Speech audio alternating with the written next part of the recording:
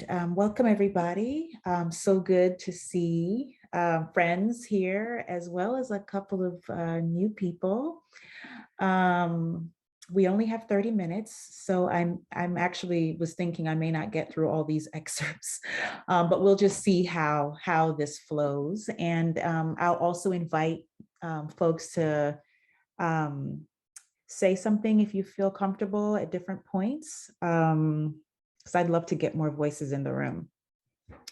So in the culture pillar, we ask the question, what if we told the truth? And if you want to learn more about this pillar, please go to ifdn.org/culture, and then you'll see all the projects we're working on, and you could actually sign up, which would be very helpful to me, sign up to get notified when the book is ready for pre-order. So as a bit of background, in this collection of essays, I'm sharing stories about my journey in philanthropy, including interactions with white women that took a toll on me. Last thing I'll say is, after fighting with white women to convince them about the importance of racism, I really ended up crashing. A couple of board members are here. You remember that crashing. I became deeply depressed. I was overwhelmed. I was burning out. And the board thankfully noticed what was going on and gave me a break. They gave me some extra time off that I could use to reestablish my center. And I returned to work with a renewed focus on myself and the transformation of the foundation, such that what you've experienced already has been able to happen, because I just stopped focusing externally and went completely internally, working on myself and the foundation. So that's what the book is about. It's about how I took the pain and used it to transform myself and to work on the institution. So at the beginning of the book is a poem by Nayira Wahid that perfectly describes what I write about, and it reads, "Black women breathe flowers too. Just because we are taught to grow them in the lining of our quiet, our grandmother's secret, does not mean we do not swelter with wild tenderness. We soft swim, we petal, we scent limbs, love. We just have been too long a garden for sharp and deadly teeth, so we have grown ourselves into greenhouses." So the first excerpt is from an essay called Tuskegee. It's the longest one that I will read. It's in the section of the book where I'm setting the stage for who I am and why the reader should care about me. And it starts with a quote, "The wound is the place where the light enters you," by Rumi. Ba-bump, ba-bump. I feel my heart beat. Ba-bump, ba-bump, ba-bump. It beats harder, faster. I fight tears, but they march forward. They tell me they will not go back. A hole in my chest widens and deepens. I pant. I look to my right. There is a bank of windows along the outer wall. It is sunny outside. Maybe if someone opens just one window, I will feel less like Alice, falling down, down, down, that dark rabbit hole. I turn to my left, though I am sitting in the second row in a small classroom. The door, my only exit, feels far away. I'm taking an elective, one I thought would be a throwaway. There are only a few more classes between me and my Bachelor of Science in Chemistry. The elective is Sociology of Medicine, and Dr. Sokolovsky stands at the podium. In painstaking detail, she recounts the 40-year history of the US Public Health Service study of untreated syphilis in 600 poor Black men, 399 of them with active syphilis disease in Tuskegee, Alabama. Some passed the disease on to their wives and therefore to their unborn children. Others died even though penicillin afforded white men a cure. a chance to hide their secrets, a chance to live. I'm not an American Southerner. I'm a Black immigrant, and I'm only 21. I'm a woman, but this feels personal, surreal. My head spins. How can humans do this to other humans? I have to get out of here. I find Dr. Sokolovsky's office and wait for her.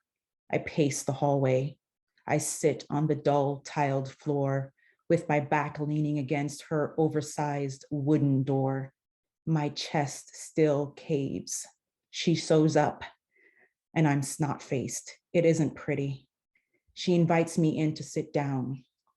She is a short, plump woman with creamy, pale skin, small teeth, and a mop of curly red hair. She tilts her head in her usual way, an almost 45-degree angle while listening. I plead with her to explain. How could this be? She eventually tells me that I can funnel my anger. She says something about a public health degree. I am bleary-eyed and have never heard of such a thing, but I'm relieved that I can do something with this pain coursing through me. For the remainder of the semester, I see what was previously unseen. My professors, they are largely white. The cafeteria workers are Black. So are the women cleaning the dormitory bathrooms, stink with pools of vomit from white girls' hangovers. I smile harder now with the workers. I want them to know that I see them, though I lower my eyes as I walk away, ashamed of what I'm discovering about their own life chances and mine. I frantically reorder my life. I finish my chemistry degree, though I will never swirl a beaker or read a periodic table again. I network and land an internship in an agency that is sister to the agency responsible for the syphilis study. Under my mentor, Dr. Reuben Warren, I study the impacts of lead-based paint in low-income housing on the intellectual and behavioral development of Black boys. We hypothesize that boys who have been lead poisoned act out in school. They have a hard time learning and are frustrated. Soon they are pipelined to juvie and then jails and prison. I take the GRE and apply to doctoral programs in public health. I will find a cure for what ails us. In my desperation, I fail to see that I too must heal.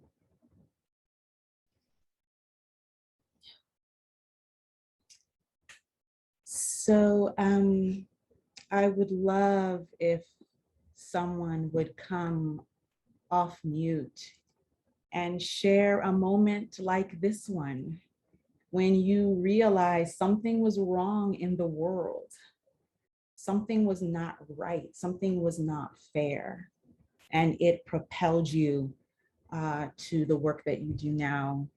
So just wondering if someone would be brave enough just to share that moment when you realize something was wrong in the world. Hey, Yanique. I just want to say thank you for being honest with us and with our community about your story. The example that I'm going to share is a personal one because it is intertwined in my family. I identify as a Afro Latinx woman. My dad is Puerto Rican and Cuban. My mother is Black and from Wilmot, Arkansas. You can't go a mile and a half in any direction and she not be in her county, right? And I think that where I realized was that my Puerto Rican family is actually Black, but they saw something in American culture that made them want to not identify as such, which made us, me, my sisters and brothers, to struggle in our identity because my mom was whole Black, right? Like no questions asked, no bars pulled. And so walking around in spaces with my Puerto Rican family versus walking around in spaces with my mom's side of the family, which they are both Black, but some of them choose to identify as Black versus not based on what opportunities would be available to them. And so when I hear your story about like college, it's something that's your right. It's your right to be educated. It is my right to be, to experience Puerto Rico and Cuba as a part of my heritage, but it doesn't mean that it's going to validate every single piece of me. And that's something that resonates with me in your story. So I just want to say thank you for being vulnerable for us. Thank you, Ruth. Anyone else have that moment where they were like, wait a second, something's not right in the world that they want to share? Yes, I just want to, yes, sorry. I just want to thank you, Yanique, for that was, I think when we are most powerful is when we take the things that may cause us to question or, look at the world and ourselves in a different way. And then we take that and we are empowered by it from whatever that space is. And I think for me, having my own trauma, working in the VA system, so I have two brothers who are both deceased now, but they served in Vietnam. And I'm the youngest of 8, so there's a huge age gap between them. But I would hear from my mom and my other siblings how they changed when they came back from the VA. Actually, when I started my internship in the VA, my oldest brother died of AIDS, because a lot of people don't know, but back then, probably still now, but the military would allow soldiers to glean from the poppy seeds, and they would allow them to get high and give them alcohol, because the Vietnam War was one of the most, atrocious wars people had seen back then. So when I left the VA, it was because of the stigma of PTSD. Again, having my own traumas, not really considering my own lived experiences, hadn't really identified that at the time. I was just recognizing that I had brothers who I knew had traumas, who had drug abuse histories, and I wanted to help. But while in that system, I realized there were so many barriers for people to get help that I felt I needed to leave the system to create a space for people to receive the help that they needed, because there are so many barriers. I mean, the VA, I was telling somebody earlier, a veteran earlier, it's any system, there are going to be some people who are really dedicated to the work and want to help, and there's going to be barriers too, because it's a system, right? And so I think hearing that resonating, like, yeah, I use that idea that there is pain there, but there is power in taking action to make resources available for people who don't have access, or who may seem invisible, or who may feel hurt and that they don't have a voice. And so I think I commend you for stepping out into creating that space, and just hearing the board and everybody talking. I'm like, I'm getting tearful now, even thinking about all the great things you guys have done. And so I remember our work at Georgia State. So thank you. Thank you both so much. So I'm going to move on to the second excerpt. It's from a lighter essay, actually, although you won't be able to hear all the lightness. It starts off a little dark, but it's from an essay called "A Pleasure Virgin Discovers the Antidote to Whiteness." And the quote at the beginning is from Adrienne Marie Brown. I know many of you know and love Adrienne. And Adrienne says, "I am certain that pleasure is the missing piece in our movements for a new world." After almost 6 years in the philanthropic sector, I clawed my way out of a debilitating funk and found my therapist's couch again. I had tried on my own to deal with white women's microaggressions and backlash. I really had. Taking time off work during a period of whiteness-induced fatigue, studying with enthusiasm a convincing text on how to talk to white people about race. The book encouraged the reader of color to be curious about white people's version of the truth, but I always felt like a fraud. I could hear myself asking white people, "Can you say more about that?" But I just didn't give a damn.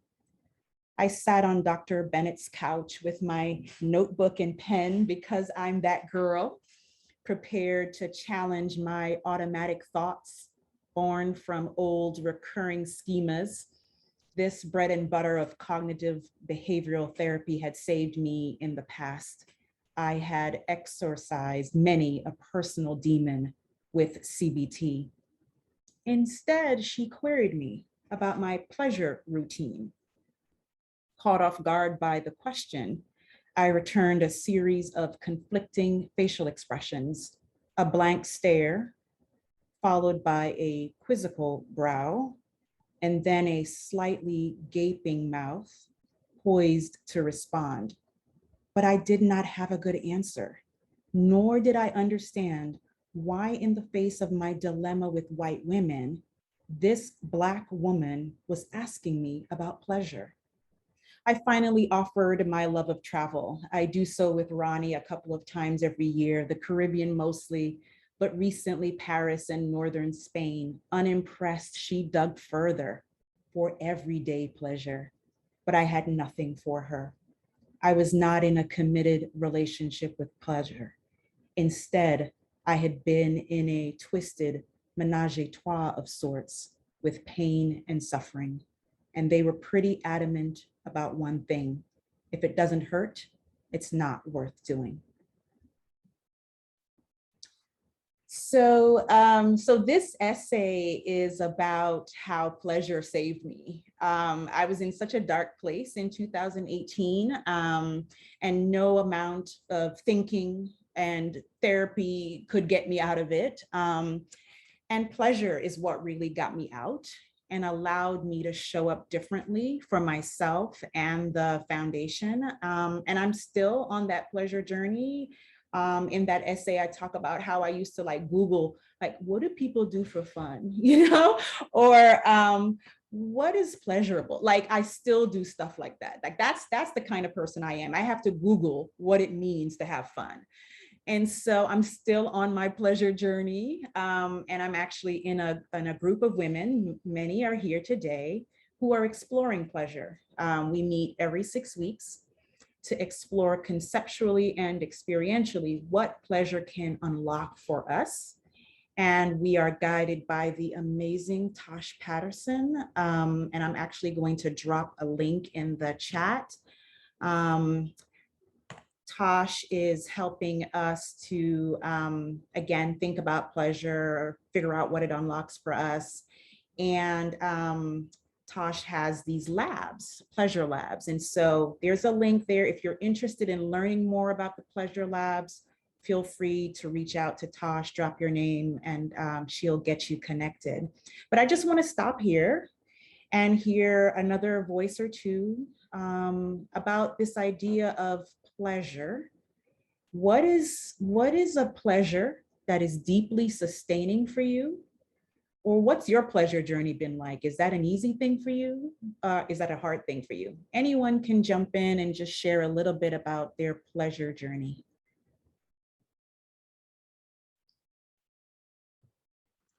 I don't mind starting. This is Aja. This is one of my favorite conversations with you. And so I just feel really excited. I am so ready to read this book, y'all. Like, you don't even know. I was accidentally in the wrong breakout room and I was like, I'm sorry, I'm in the wrong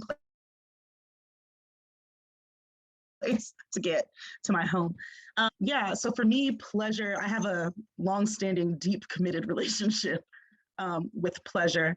And for me, that is like, so I'm a Taurus, which, you know, for some people may mean something. For me, it does. I am deeply into the things that make me feel good.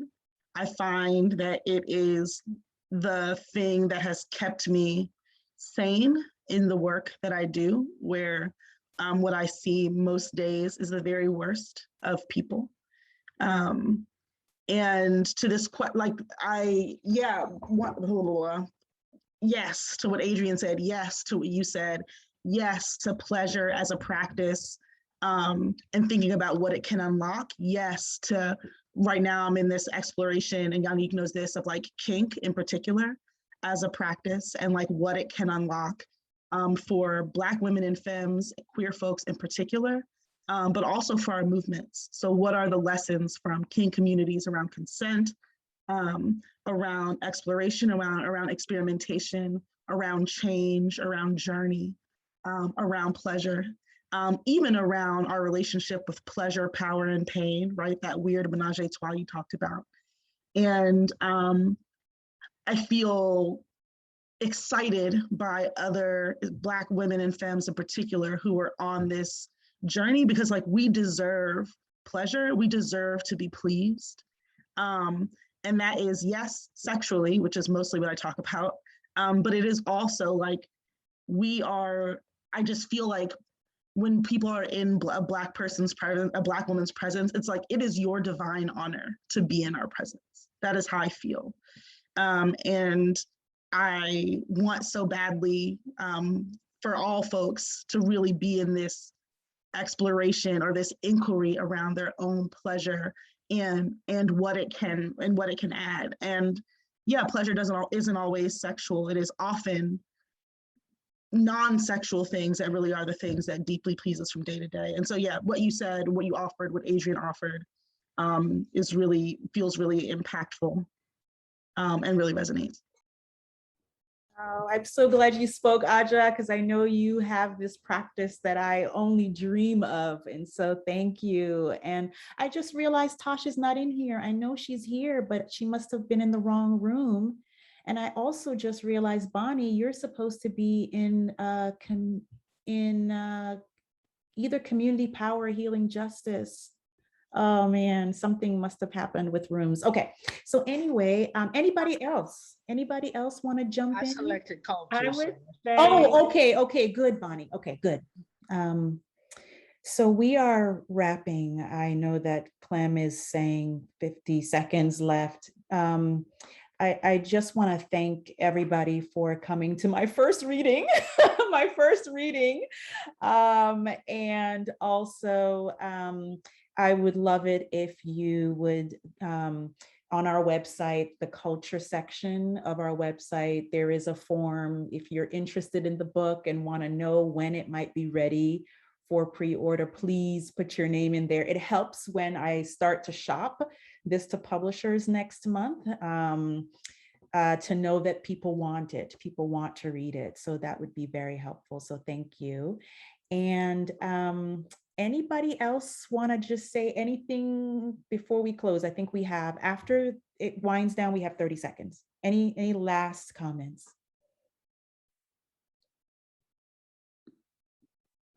Just thank you. This is beautiful, lovely. Really appreciate it. Thank you, Tony. Thank you. All right.